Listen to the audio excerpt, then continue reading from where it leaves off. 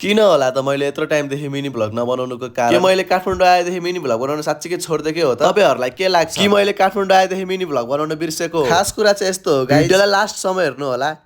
hello guys hello नमस्ते सबैजनालाई I hope तपाईहरु सबैजना सन्चै हुनुहुन्छ होला म पनि यता एकदमै सन्चै छु आज फेरि मैले लामो समय ग्याप लिएपछि मिनी भ्लग बनाउँदै छु यत्रो टाइमसम्म एउटा पनि मिनी भ्लग नबनाएर यो कता गएछ भनेर हजुरहरुले सोचिराख्नु भएको होला खास कुरा चाहिँ यस्तो हो मलाई काठमाडौँ आएदेखि चाहिँ भिडियो बनाउन एकदमै लाज लागिरहेको अनि अर्को कुरा मसँग यहाँ भिडियो बनाउन मेरो कोही केटा साथीहरु पनि थिएन चितवनमा हुँदा त केटाहरुसँग हिँडिन्थे भिडियो बनाउन नि एकदमै मजा आउँछ अनि अर्को कुरा चाहिँ के हो भन्दा मसँग भिडियो बनाउनको लागि धेरै टाइम हुँदैन टाइम चाहिँ किन हुँदैन भन्दा मेरो बिहान 10 बजेदेखि बेलुका 6 बजेसम्मको क्लास हुन्छ मैले के क्लास लिइरहेको हो भनेर म हजुरहरुलाई पछिको मिनी भ्लगमा भन्छु अब त्यही क्लासकै भिडियो बनाऊ भने हजुरहरुलाई दिनकै एउटै भिडियो हेर्न पनि अल्छी लाग्छ अनि कतै घुम्न गएर भिडियो बनाऊ भने मसँग टाइम नै हुँदैन त्यही भएर मैले काठमाडौँ आएदेखि एउटा पनि मिनी भ्लग हालेको थिएँ तर पनि मैले हजुरहरुको कमेन्ट देखेर तपाईहरुले मलाई गर्नु भएको माया देखेर थोरै मात्र टाइम भयो नि निकालेर म मिनी भ्लग चाहिँ बनाउँछु नै भनेर पहिलाकै जस्तो डेली मिनी भ्लग पोस्ट गर्न चाहिँ सक्दिन केही समयको लागि तर मिनी भ्लग बनाउन चाहिँ छोड्दिन मिनी भ्लग चाहिँ आइराख्छ सकेसम्म म हप्तामा 3टा भिडियो पोस्ट गर्ने कोसिस गर्छु नसके 2टा मात्र भए नि गर्ने तर भिडियो बनाउन चाहिँ कहिले पनि छोड्दिन धेरै टाइम पछि भिडियो बनाइरहेको छु केही कमी कमजोरी देख्नु भयो भने कमेन्टमा आएर भन्न सक्नुहुन्छ तपाईहरुले गर्नु भएको कमेन्ट हेरेर म त्यो कमी कमजोरलाई सुधार्ने छु अब हाम्रो 8 घण्टा क्लास सकेर हामी चाहिँ घर जान लाग्यो हामी क्लासमा हुँदा ठुलो पानी परेको रहेछ घर जाने बेला चाहिँ ठ्याक्कै पानी रोकेछ अनि घर जाँदा जाँदै बाटोमा चटपटे पसल देखेर हामी चटपटे खानको लागि धेरै समय भएको थियो हामीले चटपटे नखाएको र जाने बित्तिकै हाम्रो चटपटे पनि आइपुग्यो लास्टै भोक लागिरहेको थियो र आउने बित्तिकै मैले ढिलो नगरिकन चटपटे खाइदिए त्यहाँ चटपटे खाइसकेर हामी एटीएम मा आए पैसा निकाल्नको लागि पैसा निकालेर उसले पैसा गन्दैछ त्यसपछि हामी सिधै घरतिर लाग्यो घर पुगेर एकछिन आराम गरेर म र भाइ फेरि डुल्नको लागि निस्क्यौं बेलुका यसरी बाहिर निस्किदा चाहिँ माइन्ड एकदम फ्रेश हुन्छ हामी यतिकै घरबाट हावा खानको लागि निस्केको भाइलाई चाहिँ केक खान मन लागेर त्यही भएर केक खानको लागि लिएर जान लागेको त्यसलाई केक पसल कता छ भन्दै हेर्दै हिँडिरहेको छ बाटै बाटो अलि अगाडि जाँदै गर्दा बाटोमै रहेछ पसल चाहिँ त्यसपछि एक पिस मात्र केक अर्डर गरेँ किनभने मलाई चाहिँ त्यस्तो धेरै खान मन लागेको थिएन केक आइसकेपछि मैले एक चम्ची चाहिँ ट्राई गरेँ कस्तो रहेछ भनेर त्यसपछि अरु बाँकी सबै भाइले नै खायो मलाई त किन हो यस्तो गुलियो चिजहरु धेरै खानै मन लाग्छ तपाईहरुलाई चाहिँ गुलियो चिज मन पर्छ कि पर्दैन कमेन्ट गर्दिनु त्यसपछि केक खाइसकेर पैसाहरु पे गरेर हामी चाहिँ अब घर जान लाग्यो तपाईहरुलाई मेरो मिनी भ्लग कस्तो लाग्छ यदि राम्रो लाग्छ भने मेरो भिडियोहरु रिपोस्ट गर्दिनु होला भिडियो मन पर्यो भने लाइक पनि गर्दिनु होला तपाईहरुको नजिकैको साथीसँग शेयर पनि गर्दिनु होला मन पर्यो भने थोरै सपोर्टले गर्दा नि मलाई भिडियो बनाउन अझै मोटिभेट हुन्छ हस् त आजको लागि यति नै भेटौँला अब अर्को मिनी भ्लगमा त्यति बेलासम्मको लागि बाइ बाइ गाइज